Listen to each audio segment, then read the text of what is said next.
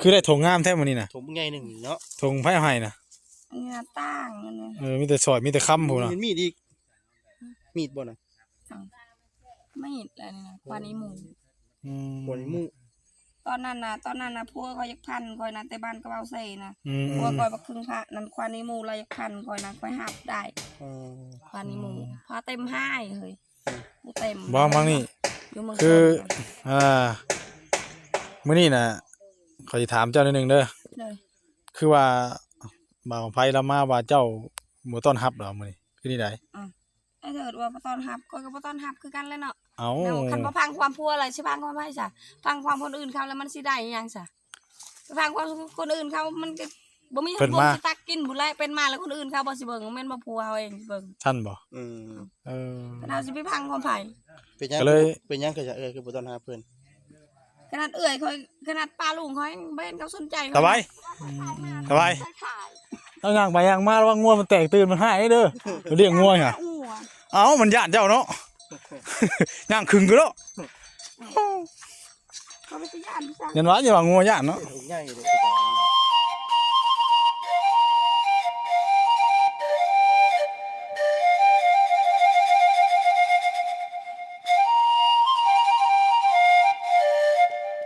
ฮะ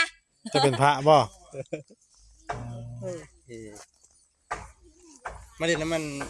ตาออดบ่มื้อนี้สบายดีก่อนสบายดีเลยคือได้เบิ่งของคือได้ถงงามแท้มื้อนี้น่ะถงใหญ่หนึ่งเนาะถงไผเอาให้น่ะอันนี้นะตั้งอันนี้มีแต่ซอยมีแต่ค้ำพู้นน่ะเห็นมีดอีกมีดบ่น่ะไม่อะไรนี่นะควานี้หมูบ่นี่หมู่ตอนนั้นนะพวกเขายักพันคอยนะแต่บ้านก็เอาใส่นะพวกคอยบักครึ่งพระนั้นควานี้หมูเรายักพันคอยนะคอยหับได้ควานี้หมูพาเต็มห้ายเฮ้ยเต็มบ่บางนี่คือมื้อนี้น่ะขอสิถามเจ้านิดนึงเด้อคือว่าบ่าวไผละมาว่าเจ้าบ่ต้อนรับเหรอมื้อนี้คือนี่ไดไอ้เถิดว่าบ่ต้อนรับก็บ่ต้อนรับคือกันเลยเนาะเอ้าคันบ่พังความพัวอะไรสิพังความไผซะพังความคนอื่นเขาแล้วมันสิได้อีหยังซะพังความคนอื่นเขามันก็บ่มีบ่สิตักกินบุแลเป็นมาแล้วคนอื่นเขาบ่สิเบิ่งแม่นบ่พัวเฮาเองเบิ่งท่านบ่เฮาสิไปพังความไผเป็นหยังก็จะคือบ่ต้อนรับเพิ่นขนาดเอื้อยค่อยขนาดป้าลุงเขาบ่เห็นเขาสนใจค่อยนะเอาแต่เก่าเด้อเจ้าคิดแต่เก่าเพิ่นก็ยังโอ้ยแต่เก่านะค่อยเตาดินจีอยู่นะเวลาเงินเดือนค่อยออกนะไหวไปหามเอานะผู้สิตายแล้วนะบ่ได้อยากว้าวเมื่อบ้านพ่อคุณเขานั้นไต่ลงพาเฮือนพ่อคุณเขาจนลุป้าเขานะแม่เขาก็ซื้อท้าวอนคือกันเดี๋ยวนี้เพิ่นไปอยู่ใช้ใช่ไหมเห็นบ่ประกาศลงเฟซนะค่อยเสียหน้าพัดใดได้มื้อทุกคนเห็นบ่ผู้ประกาศลงเฟซนะค่อยเสียหน้านะกับพวกค่อยพัดใดแล้วได้มื้อทุกคนแล้วมันดีบางใดซะเราคิดในนี่เนาะเราบัดบ่ได้แล้วสิได้ย่างเข่าก็บ่ฮอด20โลเข้าบ่ฮอด10โลซะมาให้เมื่อวานนี่ว่าเข้า20โลไผเอาให้เจ้านะถ้าคนอื่นเข้านั้นได้เป็นสอบไผเอามาให้เจ้าเขานะฮักสกอยน่ะสิอึดย่างสกอยมาเอาอยู่ตรงพุ่งนะบ่ได้อึดเข่าน่ะสิคันจะกินน่ะเฮือนใครเอาหน่อยนะไปสิเอาแล้วแหละเป็นสอบรถเข่าน่ะไผมาให้ไผเอามาให้เจ้ามาใส่เสื้อสกอยก็บ่เคยเป็นปอบอีกใส่เสื้อทางพ่อค่อยน่ะทางพ่อค่อยนั้นอยู่ห้องเมืองพินนั้นอยู่บ้านสแลโนดนั้นให้มีแต่พวกคีวิโก้นะค่อยบ่ได้ยักหมู่ซื่อเห็นบ่ทางปู่ค่อยทางเข้าทางบ้านคุกเลาะเมืองสระบุรีนะก็มีแต่พวกมีเล็กไหลแล้วอ่ะมีเฮาเด็กหลายผู้อ้าวเงินค่อยก็ไปพากไว้พุ่นอยู่พุ่นและอยู่คุกเลาะพุ่นและกับงัวค่อยนะกันลูกสาวค่อยเอาผัวนะเขายังได้คือเก่านะเงินค่าดองนะพ่อแววเราถือคุกอยู่แข่งขันผู้ลูกสาวไปให้ลูกสาวค่อยก็อยู่นำเขาพาเต็มบ้านคุกเลาะพุ่นและลูกสาวค่อยนะจักปีล่ะลูกสาวค่อยน่ะกำลังได้มัน2 ปีปลายนั่นแหละลูกสาวบ่แม่ลูกชายเขานั้นอยู่น้ำพัวคอยเขาบักบีนะบักบีก็อยู่พักผูกอยู่สแลนโนอยู่เหนือผูกอยู่ไกลดิเนาะก็มันไปเลี้ยงหมูบักอันนั้นน่ะเลี้ยงหมูนำเข้าลูกแม่สยันนะฮู้บ่ลูกชายแม่สยันนะบ้านท้องไตนะฮู้บ่เลยแล้วก็ลูกพ่อโจมตอนนั้นเก็บเอาคอยนั้นอยู่ในดงบ้านดงหมดนะให้เขาขี่รถนะเอาให้เงินเท่าไรละ30 หรือ 40,000บ่เอาให้คอยตอนนั้นนะลงหมด อยู่ในบ้านลุงหมดนะลูกพระโจมบ้านประเสริฐบ่ ตอนนั้นน่ะเขาเห็นในคลิปน่ะคือเจ้าเมื่อพุ่นหาเบยอยู่บ่ เมื่ออยู่ มันเป็น มื่ออะไรเขาผูกเขาว่าเขาเป็นป่าน่ะ เอ เขาผูก อ บ่พอแล้วไปผูกไว้นี่เห็น ป่า แม่ เลย น วะ เขาว่าบักแม่นตายค่ะยังกวนตีนอยู่บักแม่นก็ได้ เออ มางกับพัวคอยแต่ผู้แต่เขาอยู่บ้านกระเป๋าเซ่ผมจับพัวคอยตัวนั้นเลยคอยเอาพัวนี่ยังจับอีก เออ แต่วันนี้ยังสิจับบักเถินมีแต่พาตีนแล้วคอยสิยองปากบัดนี้ เนาะ เออถ้าไปมางกับพัวคอย อืมแล้วเจ้าก็เลยเมื่อตอนนั้นน่ะก็มากันมากับเมื่อเบิด2คนเลยบ่ แต่คอยอยากได้เงินบัดนี้นะเขามากดเอาผู้อยู่นำพอก4พอเอาแวว6เลาะแล้วซื้อยังเงินคอยเขาบ่ได้อยากกดซื้อตอนเขาลงมานะรถตู้เคยขี่นะเขาเอาให้200,000เขาบ่เอาเอาทางไว้บ้านดอนเซ็งแล้วค่อยลง เออ แล้วค่อยย่างเข้าแล้วย่อยโทรลุงค่อยไปหับ อืม เงินเขาเอามาช่วงนั้นล้านเอ็ดเขาให้นะเขาแม่พลิเอาให้นะล้านเอ็ดล้าน100,000เขาเอาลงนะแล้วเขาว่าค่อยขายลูกพี่บ้าตีลูกค่อยนะค่อยสิขายเขาจะไปไทยนี่ค่อยเมื่อเอาเงินนะเฮ็ดบัตรนะค่อยยังไปได้เซยไทยนะค่อยไปซิกิโมพี่สั่ง ไปได้ ค่ บ่ อยสิอึดเงินบ่ค่อยสิลงไปลองใจพี่น้องค่อยสิซื้อ เออก็นี่บ่ แล้วโกย เออ อย่าสุคิดว่าซัมแม่ขนาดกับคอยนะไปแข่งกันแล้วแหละ เนาะ เห็นบ่คอยประกาศลงเฟซนะก็ให้พ่อเต็มเสียใจแน่ ลองเบิ่งเนาะ ลองเบิ่ง อืม ไปจับแล้วเบิ่งดูคอยเข้าคุกนะกันยำเมืองสวรรค์นี่ไพ่ควบคุมนะมาแม่นบ่พอเต็มนะตำรวจนะมาแม่นบ่พังเผาไว้พอเต็มพวก2คนอ้วนๆนะสุกอยไปยิงปืนใส่อันนั้นลูกปืนนะสุกอยเอาเงินทับกับลูกปืนนั้นยิงใส่ต้นหังตอนนั้นนะมาแม่นซะบ่ โอ้เจ้านั่นแหละครับ ตำรวจนำไปนำ2คนนะ อ่า คอยกับพัวคอยบักครึ่งผักนะพี่ช่าง คือพระอีกวัน เกยมันไปเฮ็ดแนวบ่เฮ็ด อืมจะมาสิทางบ่เถิดมันบ่ให้บ่รักมาไป แล้ แล้ว ว สิหายไปซะ เอ้ายันวะเมื่อป้าได้บัตรนี่เด้อ เฮาก็สิมื้อคือการเฮาสิอยู่อย่างนี้บ่แม่นเฮือนเฮา อ๋อคือมาซะ เอามาลินซื่อๆเฮาเห็นรถจอดไว้ในหนทาง บ่ เอ แต่ อ ยังเบิ้งเนาะ อย่างเบิ่งมาลิ้นเนาะ ช่วงนั้นน่ะสุคอยมาไปเกี่ยวข้าวซอยป้าอ่อนนะเราแล้วนั้นคายทีมข้าวจนเบิดนะนี่แหละสุคอยไปนอนกับไอ้เถิดนะว่าบ่ได้ไปนอนในเรือนเขานะบางเทื่อสุคอยก็น ไป อนกัน สาพี่น้องเนาะ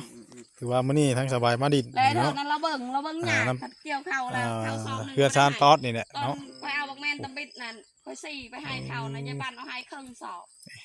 ซีนหมู ทั้งซานเพิ่นก็เข้าพาพี่น้องเนาะคำแล้ววันนี้สิไปบ้านดงพุ่งต่อพี่น้องเนาะกลับไปเลยป้าเด้อโอ้ยสบายดีเดี๋ยวมาใหม่เลยป้าเด้อแต่ไว้ดีไม่แห้งเช่นกัน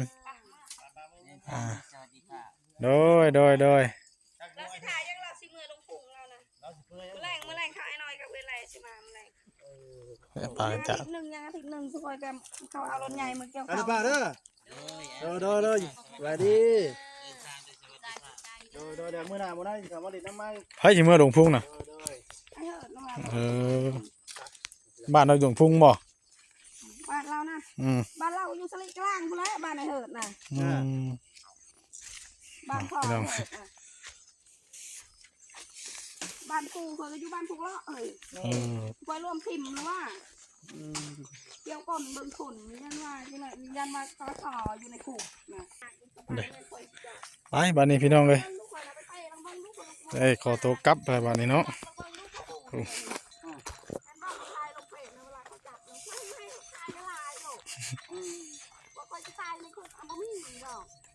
เอาย่างไปย่างมายินบ่สบายเอาย่างไปย่างมาระวังงัวมันแตกตื่นมันหายเด้อเรียกงัวไงเอามันย่านเจ้าเนาะ ย่างครึ่งก็แล้ว เขาไปย่านจัง ยันว่าอย่าว่างัวย่านเนาะ ถุงใหญ่เลยคือไป ทุ่งใหญ่ก็จะมีจังมีแต่เครื่องแต่งหน้าอยู่นี่ เครื่องแต่งหน้า แล้วก็เลยหูฟังอยู่นี่นะ ฟังใหญ่ๆเห็นแบบ ผมเลี้ยงงัวอยู่เลยพี่น้องกลับไปกลับมาสบายแล้ววะ รถได้ยังมาเบิ่ง อืม เห็นว่าตอนเขายิงทีมคนอยู่ในไกลบ้านน้องบัวลาวนะไม่เห็นว่าเขายิงทางรถตู้นะช่วงนั้นนะ ยิงอยู่ไส ให้ลูกนะ โอ้ โอ้ยช่วยแหละไปเบิ่งแล้วก็ไปนะฮันเบนว่ายังรถตีนรถตู้อยู่หันนะเขายิงแล้วเขาสุกลงนะฮันน้ำมันเขาหวดเขาจูดถิ่มเลย อืม คนมันไปหลอกเอาเงินคนแล้วนะฮันเขาเฮ็ดเลยเขาพี่จอมจ้ะ ออกเรื่อยๆไปนะ จักบ่จักดิ ยังมาเชื่ออยู่ก็ไปถามลูกเบิ้งอยู่อันน้องบัวลาวนะ หนองบัวลาว ทางบ้านเขาน้องบัวไหนนะมีรองทานเวียดนามหนึ่งนะเขาน้องบัวไหนแล้วมีพี่ภาษาอีกพันนะโอ้ยมาไปเมื่อเท่านั้นนะ ไปสิพระเจ้าเนาะ อยู่แถวนักคอกนักขวางนะคนที่บ่เคยไปบ่แถวกับดอกคนดีนะ ไปเบิด บ้านโนนทางนี้นะเขาไปหมดเลย ไปไปเลย ไป ชาวบ้าน พี่ ก็ น้อง บอกกระบงนะ จังเนาะเออ เราที่นั่นยังว่ากันนอน จอยเธอตามหานะฮะ เอาอะไรแล้วหายก็มีเนาะเออเอาอัตราชีเฮ็ดอันน่ะเอาโอเคเอาสำหรับเรื่องราวทั้งสาวใบเพิ่นก็คือว่าอะไรพี่น้องเนาะก็เอากระบอกไปเรื่อยๆพี่น้องเนาะมื้อนี้นะได้ยินทั้งป้าเพิ่นเว้านะทั้งสาวใบเพิ่นน่ะบ่ฮับต้อนเนาะหรือว่าบ่ฮับหน้าภัยทางทีมงาน YouTube อะนะปิดประตูอยู่ข้างใน2คนผัวเมียเลยว่าซั่นเนาะแบบบ่ฮับต้อนไผเลยไผไปหากับปิดประตูไว้พี่น้องเนาะแต่สบายแล้วก็ไปดินทั้งบ้านป้าออดมื้อนี้เนาะเอาโอเคพี่น้องเนาะสำหรับคลิปนี้ก็ทั้งเบาเผยก็จะได้มาจบคลิปอยู่ที่บ้านดงพุ่งเนาะเพราะว่าเฮากับฝ้าวมาแน่พอยามค่ำพี่น้องเนาะก็เลยบ่ได้จบคลิปอยู่หั่นเลยพี่น้องเอ้ยเรามาหาครอบครัวหนึงพี่น้องเนาะที่ว่าทางหมอเห็นเพิ่นเนาะแนะนำมาลองว่าเล่าน่ะมีผัวคนเดียวกันเนาะคือเมียน้อยกับเมียหลวงเนาะแต่ว่าได้ยินทางหมอเห็นบอกว่าทางผัวนี่ก็เที่ยวไปเที่ยวมาอยู่เนาะเพิ่นก็บ่ได้ค่ายบ่ได้เครียดกันก็ถูกต้องกันดีอยู่พี่น้องเนาะทิศหนึงหรือว่า2ทิศมาเนาะเวลาเป็นหันเป็นนี่ก็มาเนาะทางบ่อแท้พี่น้องเนาะเมียอยู่บ้านหนึงก็มีเมียอยู่บ้านนี่ก็มีเนาะอันนี้ก็โอ้ถือว่าบ่ธรรมดาเด้อเรานี่เนาะเป็นไรเราสิพาพ่อแม่พี่น้องเข้าไปติดตามรับชมเบิ่งเนาะสำหรับคลิปนี้ก็จะได้อำลาพ่อแม่พี่น้องไปสักก่อนแล้วเนาะเดี๋ยวพบกันเดี๋ยวเข้าไปทำไทยเราเบิ่งพี่น้องเนาะในคลิปต่อไปเด้อพี่น้องเด้อเนาะสำหรับคลิปนี้ลาแล้วเนาะสบายดีบ๊ายบาย